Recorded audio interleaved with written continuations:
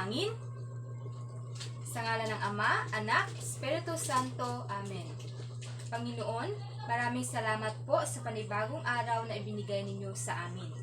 Sa ngalan ng Ama, Anak, Espiritu Santo. Amen. Ayan, bago umupo ang lahat, maaari ba muna ninyong pulutin ang mga basurang nasa ilalim ng inyong upuan? Salamat! Bago natin sisimulan ang ating pagtatalakay, ay mayroon lamang akong isang tanong. Ano-ano ba ang mga bagay na iyong ginagawa sa iyong sarili upang ito'y mapanatiling malinis? Tama! Ang pagliligo. So, tamang-tama ay mayroon akong larawang hinanda para sa inyo. Alam niyo ba, ang pagliligo ay isang pinaka-importanting gawain upang maging manatiling malinis ang ating sarili? Sino pa sa inyo ang makapagbibigay ng isang halimbawa upang mapanatiling malinis ang ating sarili? Tama! Ang pagsusuklay ng buhok. So, meron din ako dito sa aking dinalang mga larawan na nagpapakita ng pagsusuklay ng buhok. So, ito. Alam niyo ba na ang pagsusuklay ng buhok ay isa sa mga gawain upang mapanatiling malinis ang ating sarili? Ito ay upang maging maaliwalas tingnan ang ating mukha.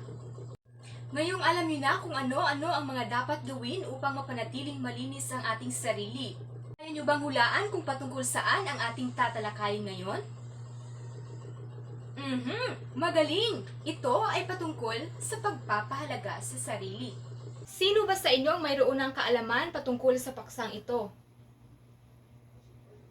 Yes, Mark? Wala pa. Upang magkaroon kayo ng kaalaman patungkol sa paksang ito, ay sisimulan natin ang ating pagtatalakay.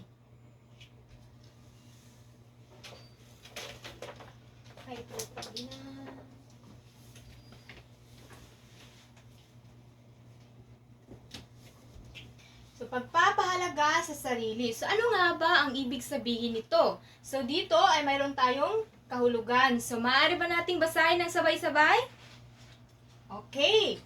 So, ginagalang ang sarili sa pamamagitan ng pagrespeto sa sarili na hindi gagawin ang mga bagay na makakasama sa sarili na maaaring magdulot ng kapahamakan. So, yun ang ating kahulugan ng pagpapahalaga sa sarili. So, mamaya ay mayroon akong ibibigay sa inyo ng mga halimbawa. So, mayroon tayong pangalawang kahulugan. Basahin natin ulit ng sabay-sabay. Ang pagbibigay ng kalusugan sa sarili, physical man o mental. So, yun ang ating kahulugan sa pagpapahalaga sa sarili. So, alam nyo ba na maraming sangay o maraming kahulugan o maraming ibig sabihin ang tinatawag na pagpapahalaga sa sarili. Ngunit ngayon sa ating pagtatalakay na ito ay maaari lamang tayong mag-focus sa ganitong kahulugan. Ito ay simpleng kahulugan lamang o simpleng hakbang lamang na nagpapakita ng pagpapahalaga sa sarili. So, halimbawa ay ang pag-ehersisyo. Alam niyo ba na ang pag-ehersisyo ay isa sa pinaka-importanting gawain na nagpapakita ng pagpapahalaga sa sarili upang maging malakas at malusog ang ating pangangatawan. Susunod naman ay ang kumakain ng masustansyang pagkain, tulad na lamang ng prutas. Ito ay pinaka-importanting gawain upang maging malusog at malakas ang ating pangangatawan at upang magkaroon ng resistensya ang ating katawan sa ating pang-araw-araw na gawain, mga bata. So, ang susunod naman, halimbawa ng pagpapahalaga sa sarili ay ang pagliligo. So, bakit nga ba importante ang pagliligo? Tama! Importante ang pagliligo upang maging malinis tingnan ang ating katawan. So, mga bagay o mga halimbawang ito ay hindi lamang dapat natin gawin upang maging malusog, malakas, at malinis tingnan ang ating katawan. So, kinakailangan natin gawin, usundin ang mga bagay na ito upang hindi tayo madaling dapuan ng sakit. Kuha ba yun, mga bata? Mahusay. Ngayong alam nyo na ang mga bagay na nagpapakita ng pagpapahalaga sa sarili. Handa na ba kayo sa ating unang pagsusulit? Mainam kung ganun. Kumuha ng papel at halina't sagutan ang nakapaskil sa pisara. Basahin at sundin ang panuto. Maaari ba muna nating basahin ang panuto? Panuto.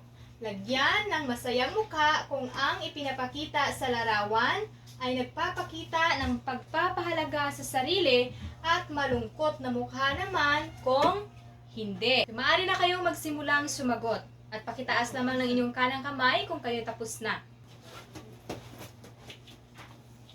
Okay. Tapos na ba ang lahat? Dahil tapos na ang lahat, pakipasa lamang ng inyong papel sa harapan. Okay. Dahil tapos na tayo sa ating unang pagsusulit, ay ngayon naman ay tutungo tayo sa ating takdang aralin. So para sa inyong takdang aralin, ay pakikuha ng inyong takdang araling kwaderno at pakisulat ito.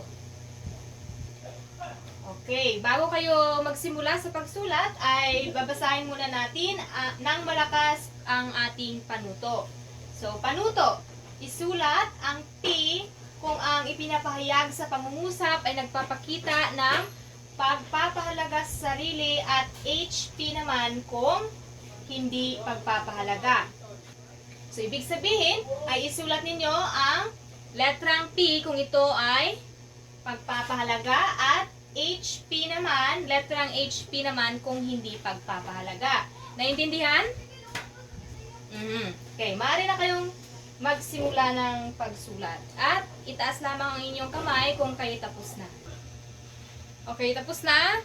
Okay, dahil tapos na kayo sa pagsulat ng inyong takdang aralin, ay pakiligpit ng inyong gamit, pakilagay ito sa loob ng inyong bag, at pakipulot ng mga basura na nasa ilalim ng inyong upuan. Okay, maraming salamat mga bata. Magsitayo ang lahat para sa ating panalangin at tayo'y uuwi na. Sa ngalan ng Ama, Anak, Espiritu Santo. Amen. Maraming salamat po Panginoon sa paggabay sa amin sa araw na ito. Sa ngalan ng Ama, Anak, Espiritu Santo. Amen. Paalam class.